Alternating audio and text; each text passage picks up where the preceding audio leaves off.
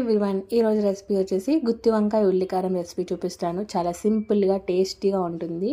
ఒక్కసారి మీరు టేస్ట్ చేస్తే మళ్ళీ ఇలాగే చేసుకొని తింటారు. కింద రిలేటెడ్ వీడియోస్లో చాలా మంచి రెసిపీస్ ఉన్నాయి, అవి కూడా వాచ్ చేసి లైక్ కొట్టి సబ్స్క్రైబ్ చేసుకోండి. ఒక 5 వెల్లుల్లి రెబ్బలు, 3 ఎండుమిర్చీలు, అల్లం, కరివేపాకు, 5 పచ్చిమిర్చి, 2 మీడియం సైజు ఉల్లిపాయలు, ఉప్పు, కారం, పసుపు ఇవన్నీ మిక్సీ జార్లోకి వేసుకొని పేస్ట్ చేసుకొని పక్కన పెట్టుకోండి. గుత్తి వంకాయలు తీసుకొని నేను చూపించినట్టుగా కట్ చేసుకోండి. మీరు ఈ వంకాయలే తీసుకోవాలి అని ఏం లేదు, మీకు నచ్చినవి అవైలబుల్గా ఉన్నవి తీసుకోండి. 5 టేబుల్ స్పూన్స్ ఆఫ్ ఆయిల్లో వీటన్నిటిని యాడ్ చేసి మూత పెట్టి మగ్గిస్తూ స్లో కుక్ చేసుకోండి. ఇది ఒక్కటే టైం టేకింగ్, మిగతాదంతా ఈజీ.